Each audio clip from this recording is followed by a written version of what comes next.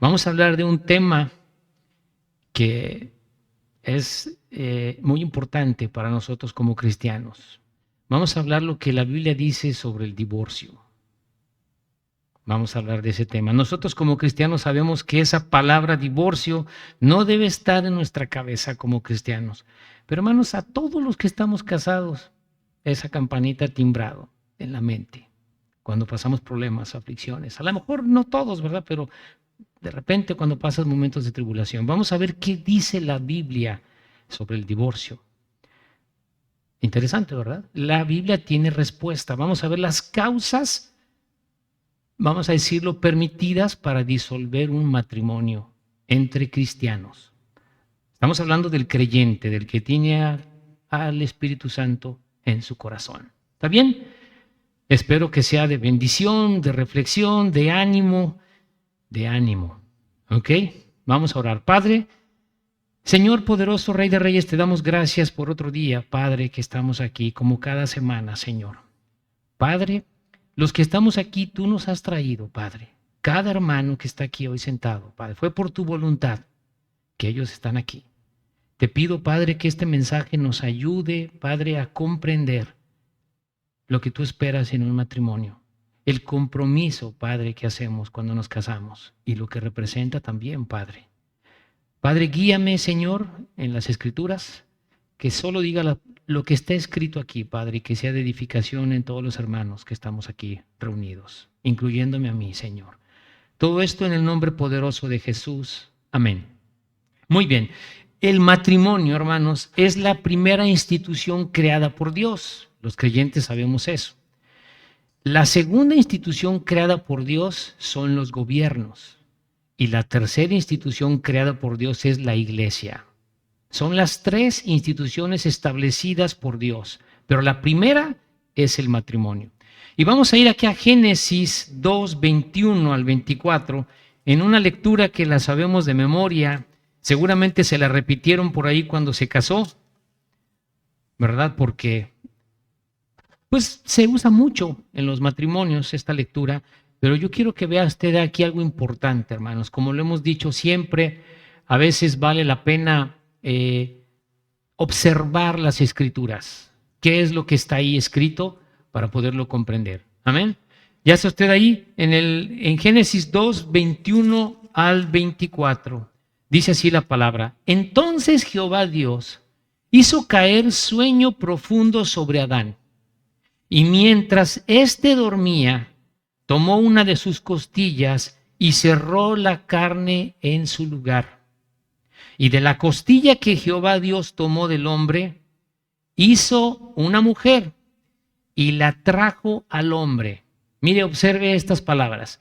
Y de la costilla que Jehová Dios tomó del hombre, hizo una mujer y la trajo al hombre. ¿Quién entregó a la mujer al hombre?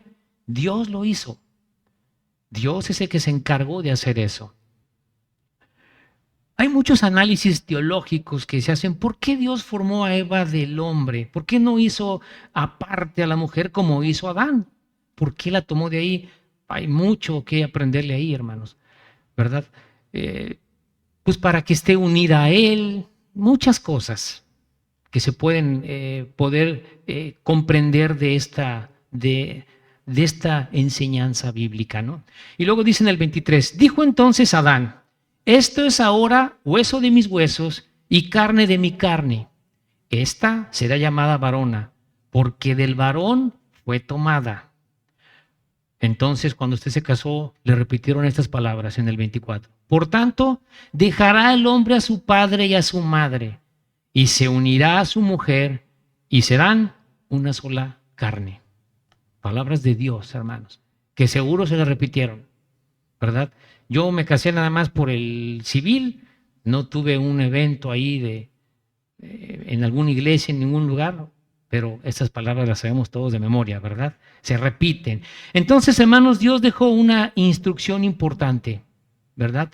Dejará al hombre a su padre y a su madre y se unirá a su mujer y serán una sola carne. Muy bien, vamos rápido al punto. ¿Cómo ve Dios el divorcio? Vamos a algo que es muy interesante que usted comprenda aquí en Malaquías. Vamos al último libro del Antiguo Testamento, Malaquías al capítulo 2. Voy a leer los versículos del 2 al 17 para que usted pueda comprender cómo ve Dios la separación, el divorcio. Le doy tiempo a que lo busque. Es el último libro del Antiguo Testamento, Malaquías. El profeta Malaquías, que significa mi mensajero, ¿verdad? ¿Ya está usted ahí?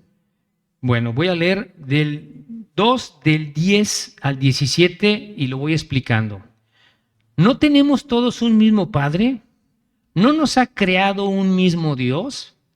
¿Por qué pues nos portamos deslealmente el uno contra el otro? Mire, ponga atención, profanando el pacto de nuestros padres. Prevaricó Judá, y en Israel y en Jerusalén se ha cometido abominación. Porque Judá ha profanado el santuario de Jehová que él amó, y se casó con hija de Dios extraño. Jehová cortará de las tiendas de Jacob al hombre que hiciere esto. Al que vela y al que responde y al que ofrece ofrenda a Jehová de los ejércitos. Y esta otra vez haréis cubrir el altar de Jehová de lágrimas, de llanto y de clamor. Así que no miraré más a la ofrenda para aceptarla con gusto de vuestras manos. Dios está enojado, hermanos, con ellos. Y vamos a ver por qué. Dice que son desleales. Mas diréis, ¿por qué? O sea, ¿por qué, Señor? ¿Por qué estás molesto? ¿Por qué no aceptas la ofrenda? Mas diréis, ¿por qué? Porque Jehová ha atestiguado entre ti y la mujer de tu juventud, contra la cual has sido desleal, siendo ella tu compañera y la mujer de tu pacto. ¿No hizo él uno habiendo en él abundancia de espíritu? ¿Y por qué uno buscaba una descendencia para Dios? Guardaos pues en vuestro espíritu, y no seas desleales para con la mujer de vuestra juventud. ¿Requiere una explicación profunda, revisar algunas palabras de la concordancia? No. Dios está enojado. Dice, no fuiste fiel con tu mujer, con la del principio, con la de tu juventud. ¿Y qué pasó aquí en esto, hermanos? Bueno, agarraron parejas, mujeres paganas, y Dios se enojó con ellos. Amén. Hermanos, es claro cómo ve Dios el divorcio. Ahora, existieron leyes en los tiempos de Moisés para asuntos del divorcio. Vamos a Deuteronomio 24 del 1 al 2, esos dos versículos solamente. Deuteronomio. Sígame el mensaje, hermano, porque hay muchas cosas que aprender. Deuteronomio 24 del 1 al 2. ¿Ya está usted ahí? Cuando alguno tomare mujer y se casare con ella, si no le agradare por haber hallado en ella alguna cosa indecente, le escribirá carta de divorcio y se la entregará en su mano y la despedirá de su casa. Y salida de su casa, podrá ir y casarse con otro hombre. Pero si la aborreciere este último, o sea, con el que se volvió a casar, y le escribiere carta de divorcio y se la entregara en su mano y la despidiese y la despidiere de su casa, o si hubiere muerto el postrer hombre que la tomó por mujer, no podrá su primer marido que la despidió volverla a tomar para que sea su mujer, después que fue envilecida, es decir, rechazada, despreciada, porque es abominación delante de Jehová. Y no has de pervertir la tierra que Jehová tu Dios te da por heredad. Esta palabra indecente, pues habla de problemas sexuales, tiene que ver con pudendas. Ya se imaginará usted a qué se refiere. Inmundicia, algo que causaba la vergüenza de la mujer. Entonces decía, bueno, ok, si encontraste eso, está bien, dale su carta de divorcio y va fuera de tu casa, está bien. Pero ella tiene el derecho de casarse con otro hombre Y si algo pasa en ese matrimonio, no va a regresar contigo. ¿Por qué? Porque había hombres que se aprovechaban de lo que ella obtenía del otro matrimonio y había leyes para cuidar lo que la mujer tenía. ¿Me explico? Lo que ella había adquirido de otro matrimonio. Hermanos, tenía que existir una formalidad, una protección para la mujer. Darle carta de divorcio era darle la libertad. Los judíos han entendido esto, hermanos, como para una libertad. Los judíos en ese tiempo, si veían algo que no le agradaba, cualquier situación que le molestaba de la mujer, sin hablar de algo así, era motivo para decir, te desprecio y te dejo. Se les hacía muy fácil hacerlo. Y vamos a ir ahorita a las palabras que dice Jesucristo. Se les hacía fácil. Bueno, hoy, pues puede ser algo similar. Hay algo que ya no me gusta, ya no me siento cómodo, pues lo hago a un lado. En la religión judía tienen algunas leyes, hermanos, que la verdad desprecian a la mujer. Yo me acuerdo que conocí un compañero mío, judío, que trabajamos juntos ahí en un hotel por Tulum. Y yo me acuerdo que él pasó por un divorcio. En su religión judía hubo una situación de infidelidad de la esposa y muy desagradable, porque trataban a la mujer horrible. Le daba cachetadas, le escupía delante del padre y pues tenía que aceptarlo. Pero ¿sabe qué pasó con él? Porque su suegro era el dueño del hotel. ¿Qué pasó la siguiente semana? Muchas gracias, estás despedido. Lo sacó, pero en su religión es así. Cosas que pasan en la religión, ¿ok? Pero hermanos, ¿cuáles son las cosas que vemos ahora en este tiempo? Tan fácil que es separarte. Tan fácil que es vivir una vida también sin un compromiso, sin un matrimonio como Dios manda en la Biblia. Vivimos en un tiempo, hermanos, donde la inmoralidad ya no se le llama inmoralidad. Ahora puedes estar con una persona sin estar casado y no pasa nada. Es bien visto. Vamos a probar. Vamos a vivir un tiempo, si nos llamamos bien, pues ya valoramos si nos casamos. O si no, no necesitamos un papel. Bíblicamente sí lo necesitas. Si no hay un papel de matrimonio, estás en pecado. ¿Es adulterio o es fornicación? Entonces, ¿para qué era esta ley específica de Moisés? Se ponía en peligro la dignidad de la mujer dentro de la teocracia. Y por ella Moisés permitió, ok, está bien, ¿no te gustó algo? Dale su carta de divorcio y déjala libre. Entonces ella podía casarse, como lo hemos visto, con otro hombre. Esa es la ley que aparece en el Antiguo Testamento con respecto al matrimonio, para proteger a la mujer. Solo el cristianismo realmente protege a la mujer. Usted puede ver otras religiones y la mujer la desprecian bastante, no tiene valor. En el cristianismo sí, hermanos, sí lo tiene. Ahora, el tema de los divorcios, hermanos, yo estuve investigando en internet. Obviamente cada vez hay más divorcios. No es ninguna sorpresa para nosotros. ¿Sabe cuál es el primer lugar de divorcios en la República Mexicana? Campeche. En Campeche, 62 de cada 100 matrimonios terminan en divorcios. Tiene el primer lugar a nivel nacional. Yo no soy abogado, aquí hay varios abogados. Yo investigué, la primera causa de divorcio es el incausado, que significa express. No se requiere un consentimiento del otro, no se dan razones para un divorcio, simplemente uno de los dos dice, ya no quiero, se acabó, vámonos, firmamos y listo. No soy abogado, pero leí un poco de eso. Ese es el más común, el que ocupa el primer lugar. Cosas para entender. Pero ¿qué pasa en el divorcio, hermanos? Pues es la dureza del hombre y también de la mujer. Cuando hablo de hombre, hablo en general. Nuestros padres, hermanos, le batallaron en matrimonios, le batallaron, pero siempre ponían en primer lugar la familia. Hoy eso se ha acabado. No importa, no estoy a gusto. Yo he escuchado comentarios de, no hay que ser egoístas. Si ya no te hace feliz, pues ni modo los hijos, ni modo, pero tú tienes que dar la libertad a la otra persona y tú también. Antibíblico. No es cierto. ¿Qué enseñó Jesús sobre el divorcio? Muy bien. Antes de pasar vamos a Mateo 10. Marcos 10, del 1 al 12. Marcos 10. vamos a tener esta lectura para ir comprendiendo. Ahora, yo le quiero explicar algo rápido, hermanos. El matrimonio que avala a Dios es el del registro civil. Por supuesto que cuando nos casamos, pues queremos una boda, el vestido, es un momento precioso, un mensaje del pastor que bendice a esta pareja que se casa, está muy bien. De hecho, en Estados Unidos un pastor tiene las atribuciones de un juez. En Estados Unidos un pastor puede casar directamente y le da un certificado, un documento legal. En México no.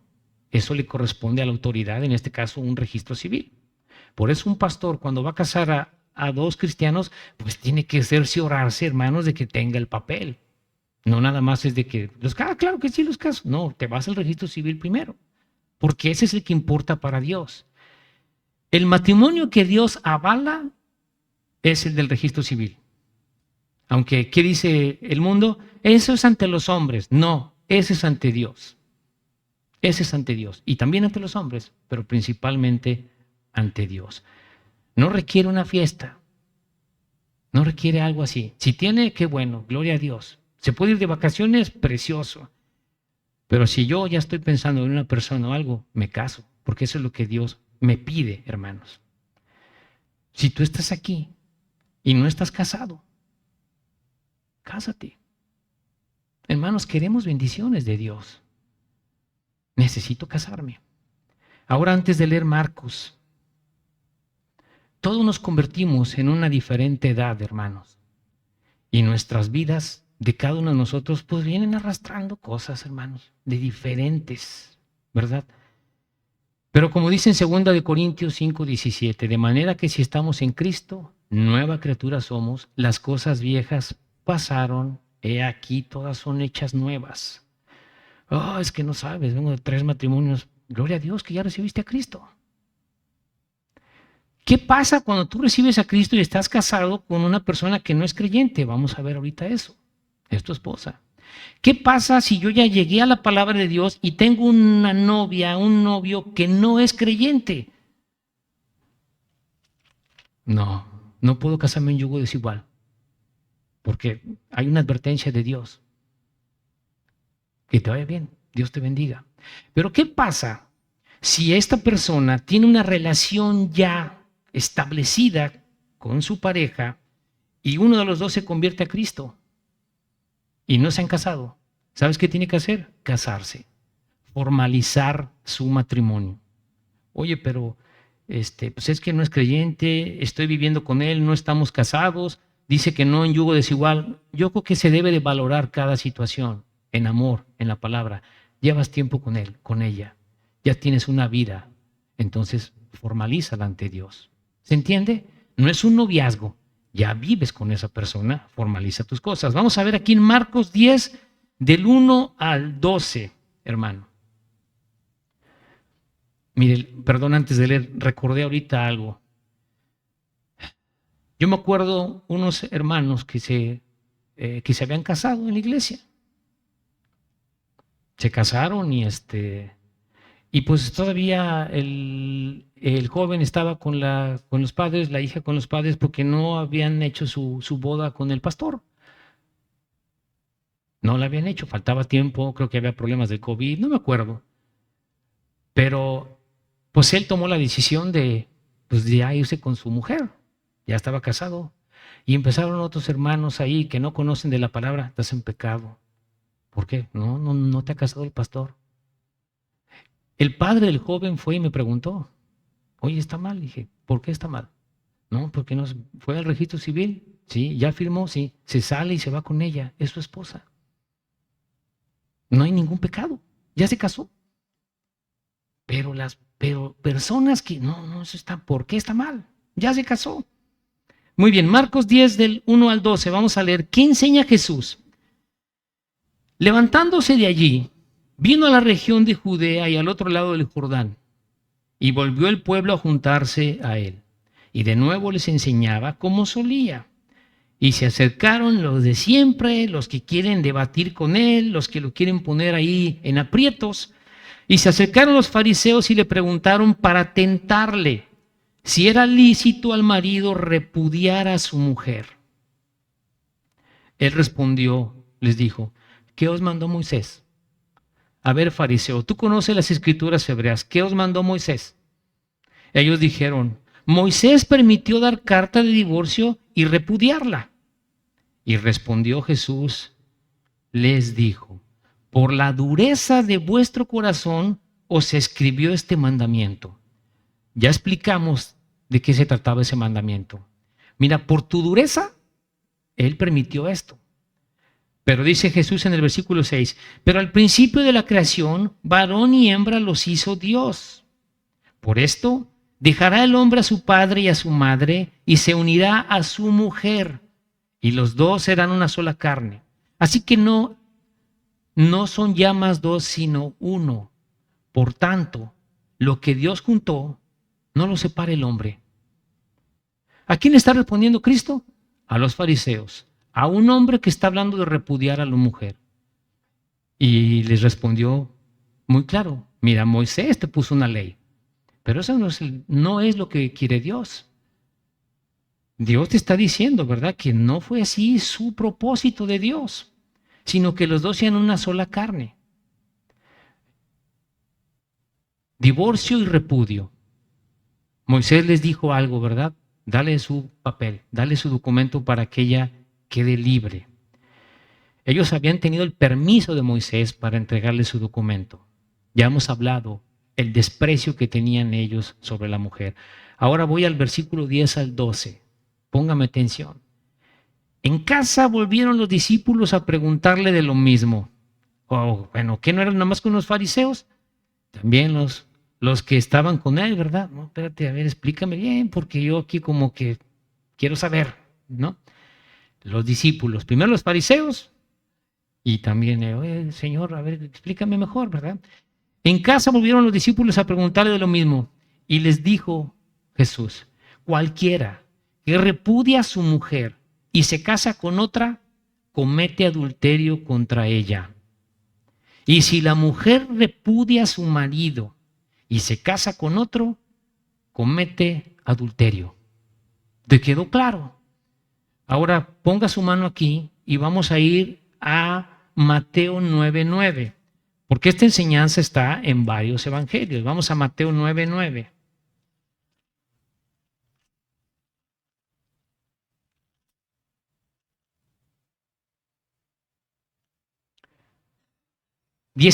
Discúlpeme, hermano. 19. Perdón, Alejandro. 19:9. Vamos a ver más información de lo que dice Jesús en este versículo, 19:9.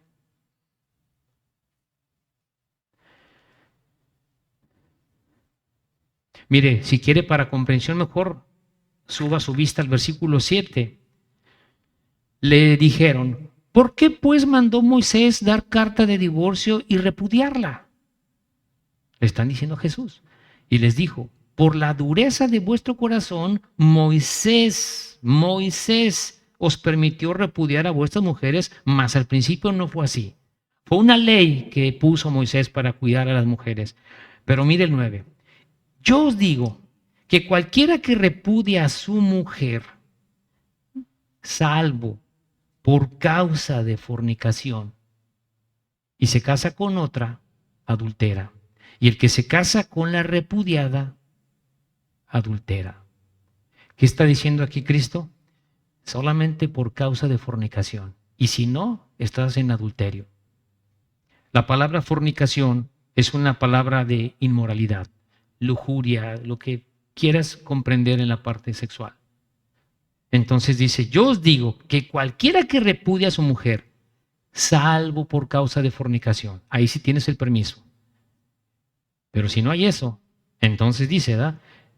Y se casa con otra, adultera. Y el que se casa con la repudiada, adultera. Jesús fue muy claro para decirles, momento. Si hay un tema de fornicación, adelante. Tienes el permiso. Y si no, cometes adulterio. Eso es lo que enseña la Biblia, hermanos. Jesús deja claro, hermanos, que el divorcio no debe estar en un pensamiento de un cristiano. ¿Qué es repudiar? ya lo hemos hablado, es terminar una relación destruyendo, dejando a la mujer quebrantada. O al revés también. Por eso Jesús pone el ejemplo de los dos.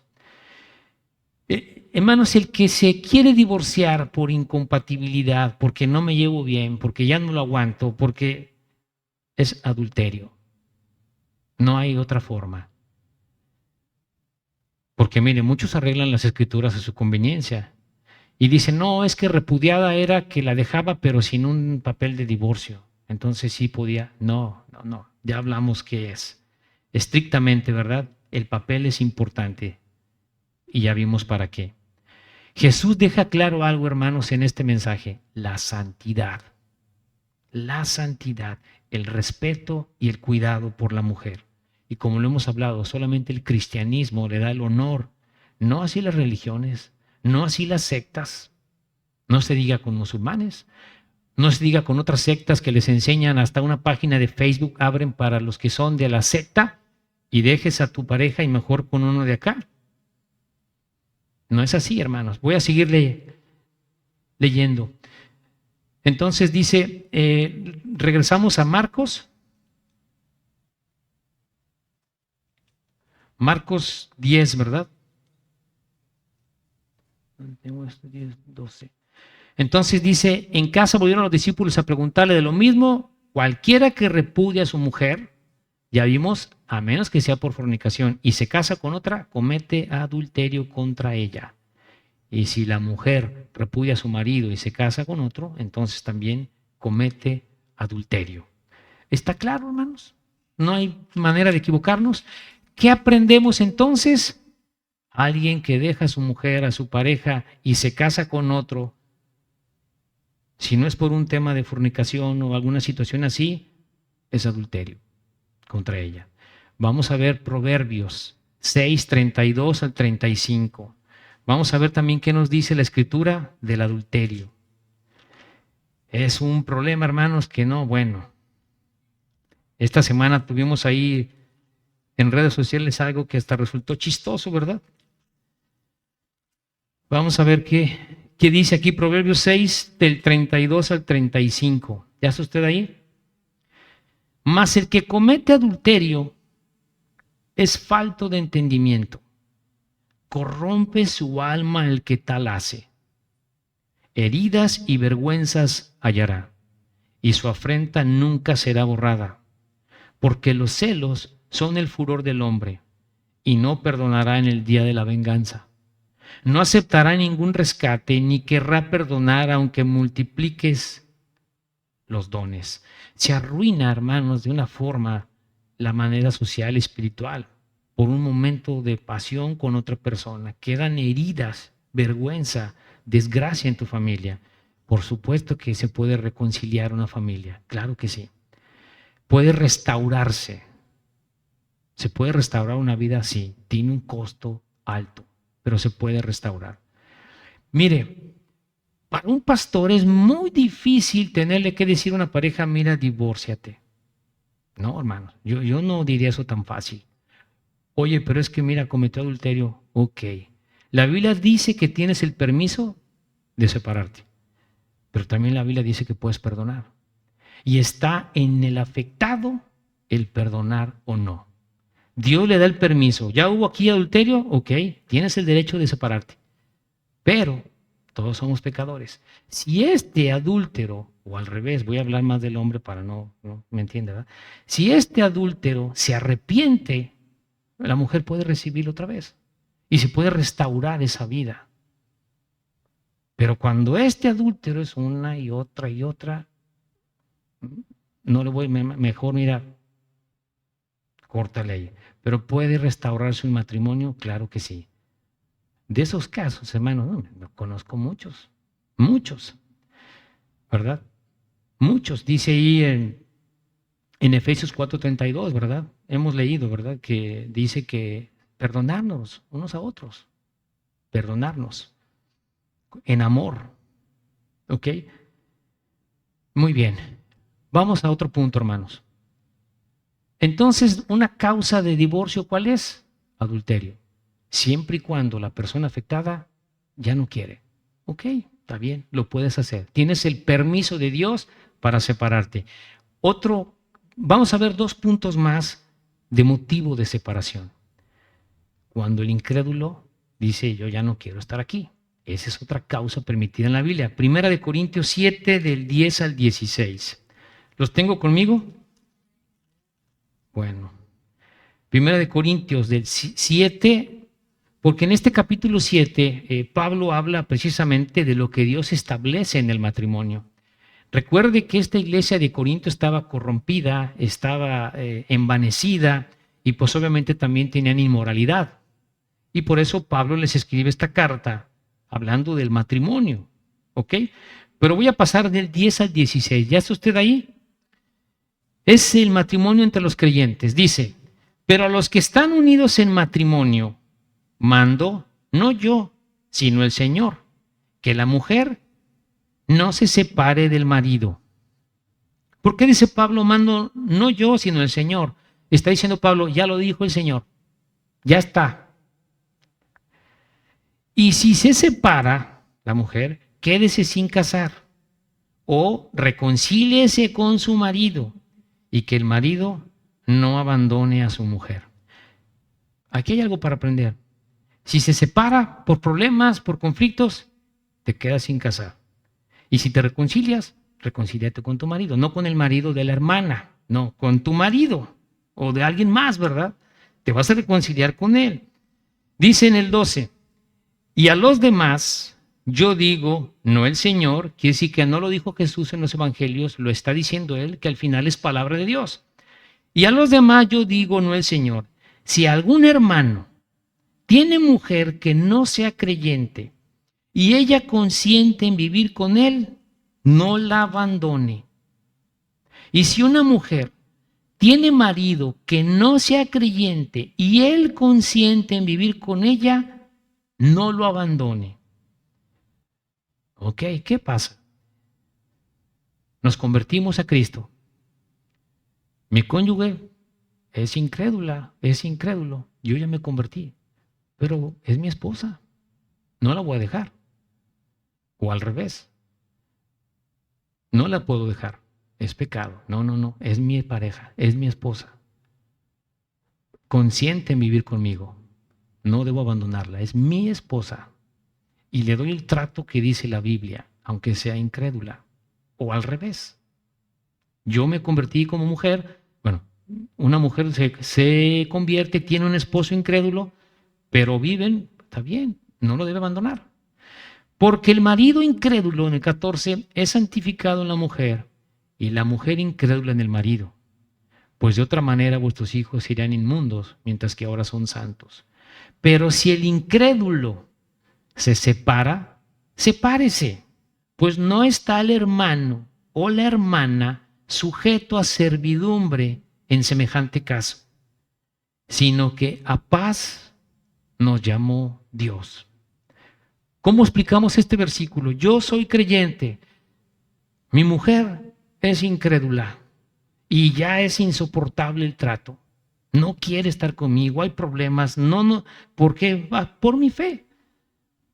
Ella si quiere ir, que te vaya bien, Dios te bendiga. Firmamos el divorcio y yo me puedo casar con alguien. ¿Me explico? Pero yo no dejé a la esposa, ella quiso irse.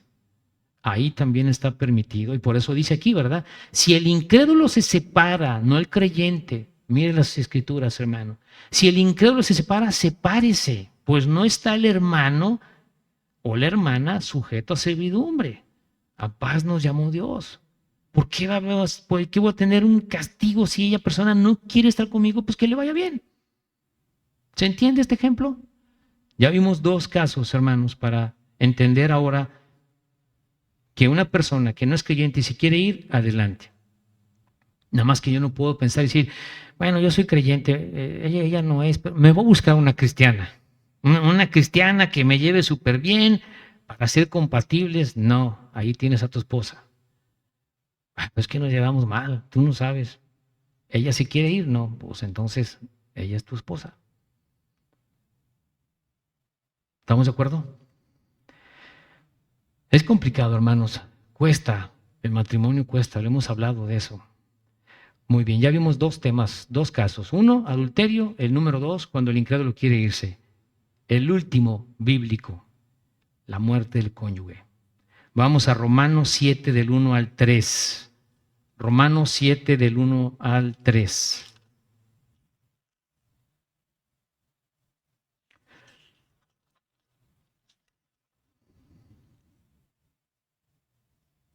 ¿Ya está usted ahí? ¿Acaso ignoráis, hermanos? Pues hablo con los que conocen la ley, que la ley se enseñorea del hombre entre tanto que éste vive. ¿Qué significa? Bueno, yo cumplo la ley mientras estoy con vida, ¿verdad? Tengo la ley que me dice lo que debo hacer, cómo debo comportarme mientras tengo vida, ¿verdad? Si ya muero, pues ya no hay nada, ¿verdad? Entonces, pone el ejemplo aquí Pablo en el versículo 2. Dice, porque la mujer casada está sujeta por la ley al marido mientras éste vive. Pero si el marido muere, ella queda libre de la ley del marido. Así que si en vida del marido se uniere a otro varón, será llamada adúltera. Pero si su marido muriere, es libre de esa ley. De tal manera que si se uniere a otro marido, no será adúltera. ¿Se entiende? Se disuelve el matrimonio. Vamos a 1 Corintios, donde estábamos en el capítulo 7. El 39, hermanos, 7:39, para que vea cómo las escrituras enseñan lo mismo, hermanos, en todos lados. 1 Corintios 7:39. Le doy el tiempo que lo busque.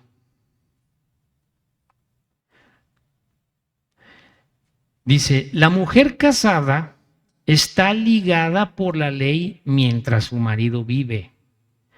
Pero si su marido muriere, libre es para casarse con quien quiera, con tal que sea en el Señor. O sea, con un creyente. O sea que si se muere el esposo, queda libre la esposa, o viceversa. No quiero darle ideas, hermana, ¿eh? No empiece a preparar un tecito especial o algo. Si le pasan esos pensamientos en su cabeza, mejor ore, ¿verdad? Pero solamente así se disuelve un matrimonio también, cuando uno de los dos fallece. Hermanos, casarse, vivir en matrimonio, pues no es fácil, los que estamos casados. ¿Ustedes creen que el matrimonio es aflicción, tribulación, angustia? Levante la mano el que cree eso. Qué mentirosos, hermanos. Qué mentirosos, perdónenme. ¿No creen que el matrimonio es tribulación, angustia, persecución? Levante la mano el que cree eso. No, hermanos. Les va a crecer la nariz como Pinocho. 1 Corintios 7:28.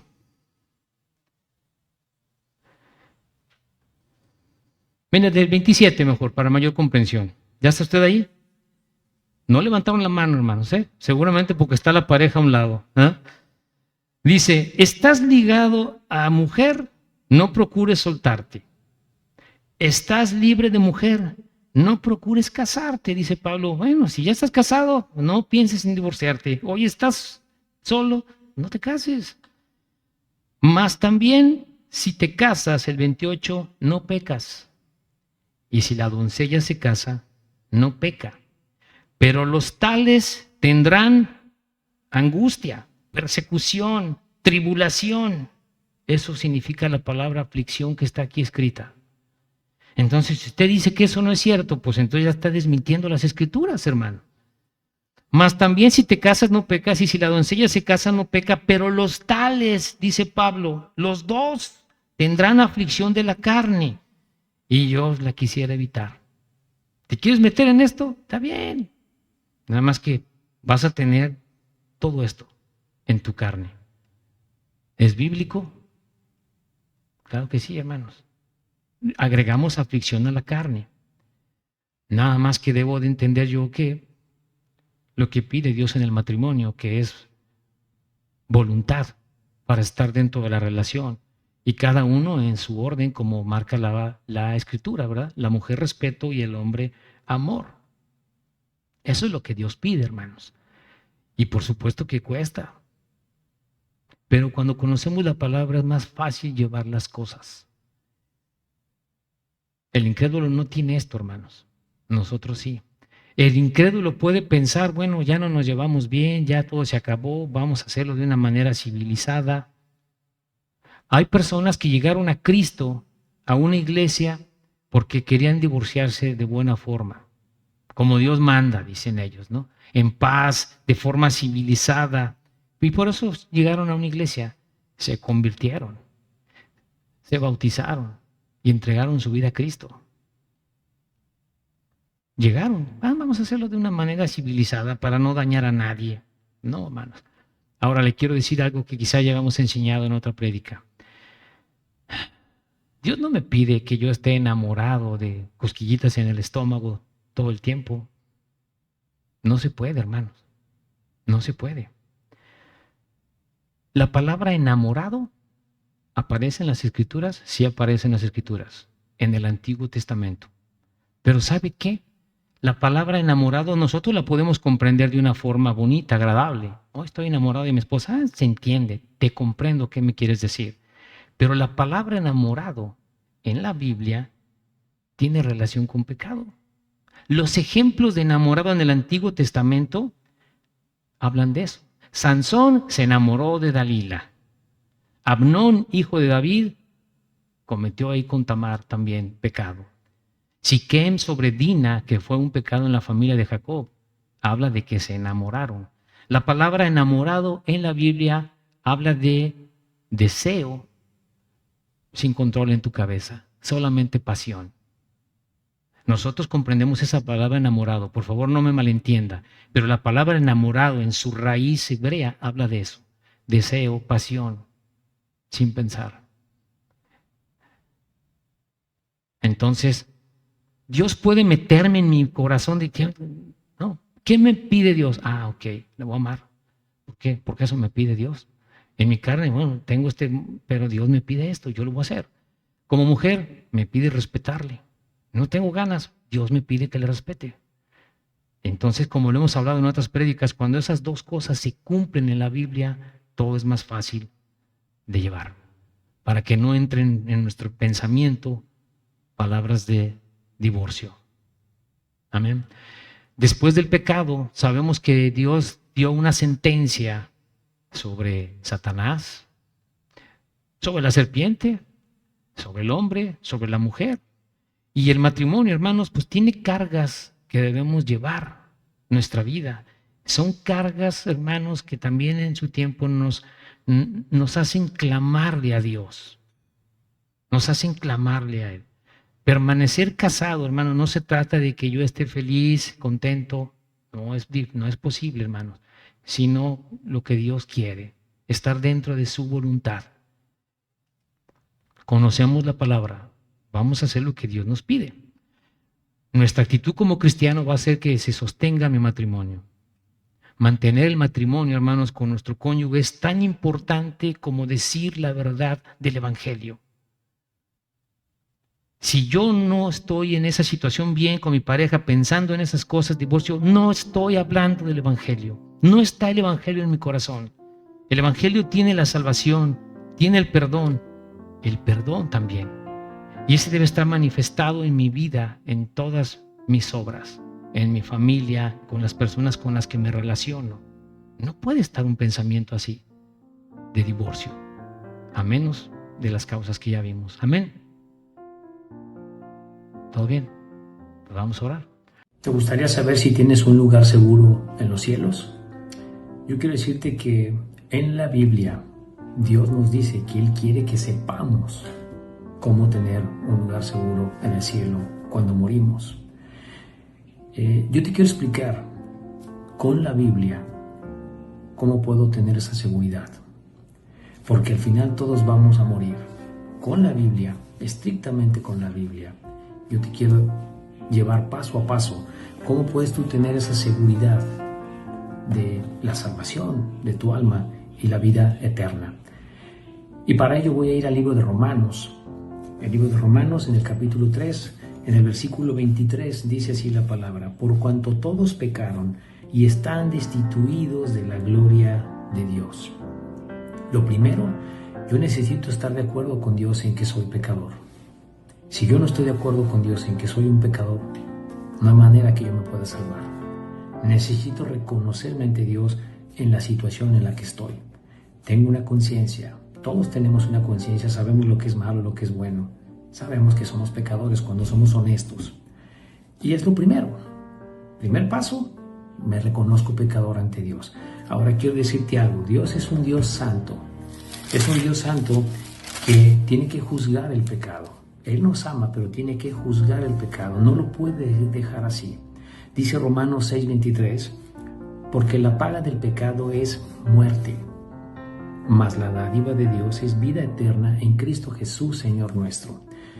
Me quiero detener en esta primera parte del versículo 23. Dice, porque la paga del pecado es muerte. Bueno, ¿a qué muerte se refiere? ¿Será que yo me muero y todo terminó ahí? No está hablando de la muerte física, está hablando de la muerte espiritual. Y para ello te quiero llevar al libro de Hebreos 9:27. En este versículo dice la palabra, y de la manera que está establecido para los hombres, que mueran una sola vez, y después de esto, el juicio. Después de que morimos hay un juicio, o al cielo, o al infierno.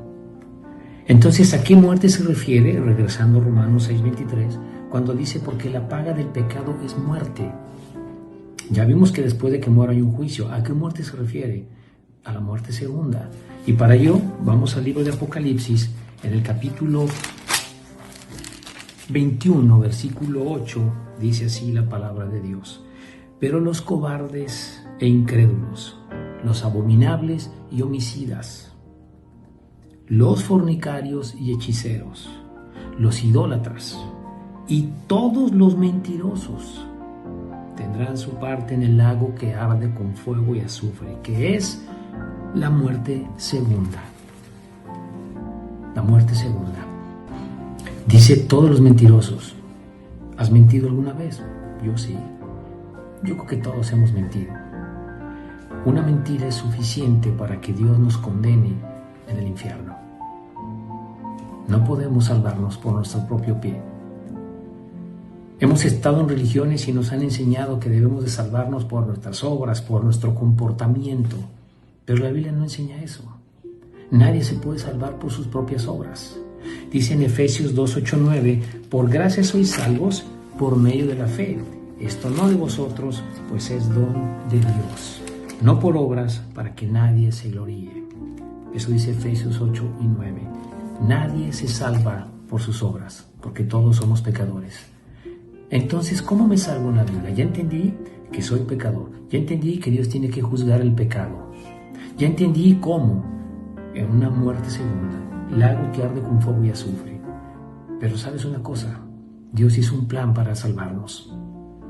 Precioso. ¿Sabes cómo? En Cristo Jesús.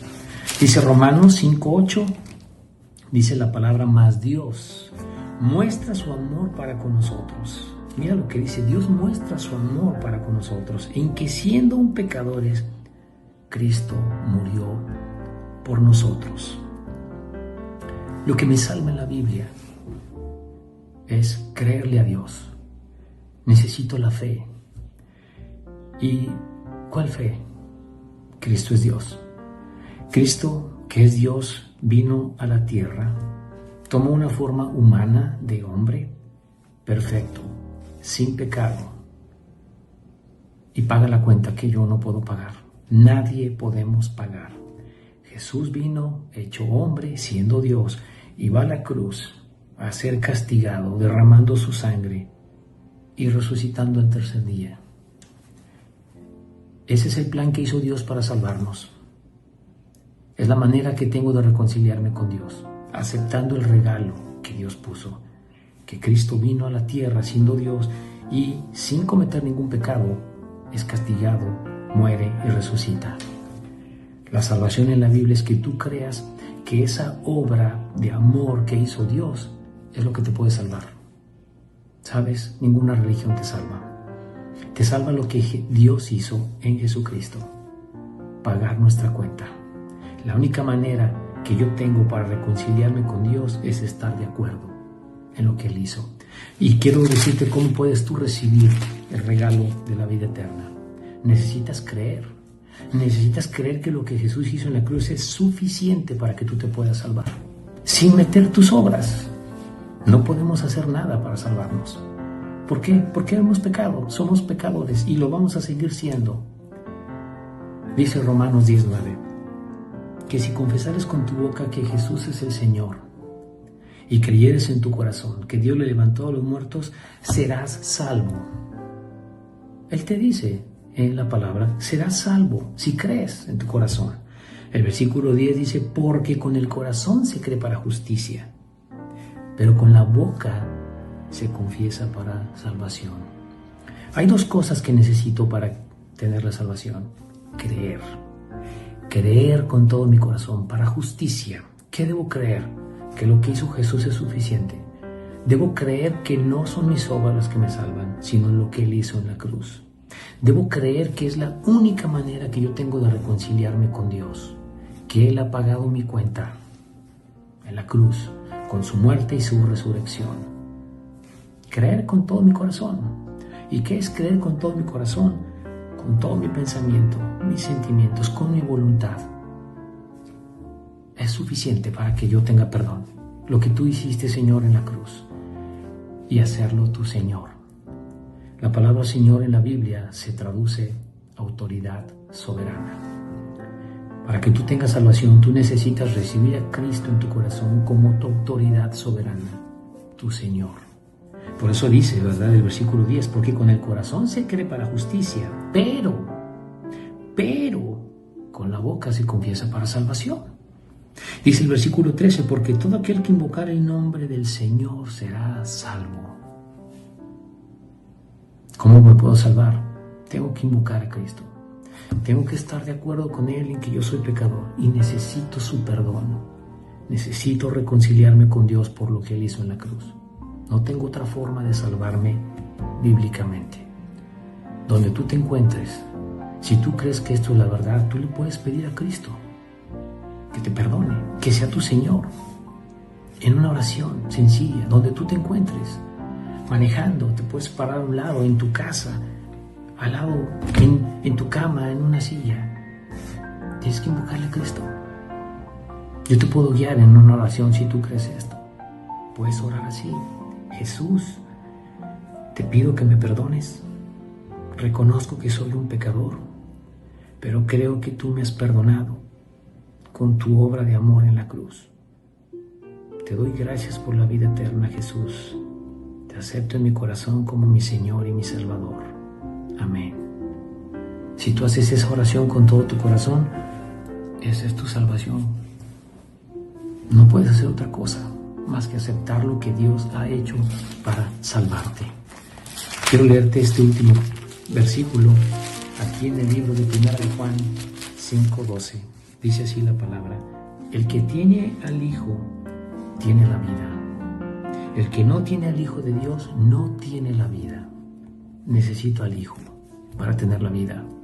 ¿Y cómo? Ya vimos cómo. Invocándole con nuestra boca que nos perdone. Espero de todo corazón que tú ores y le pidas a Cristo que sea tu Señor. Gracias.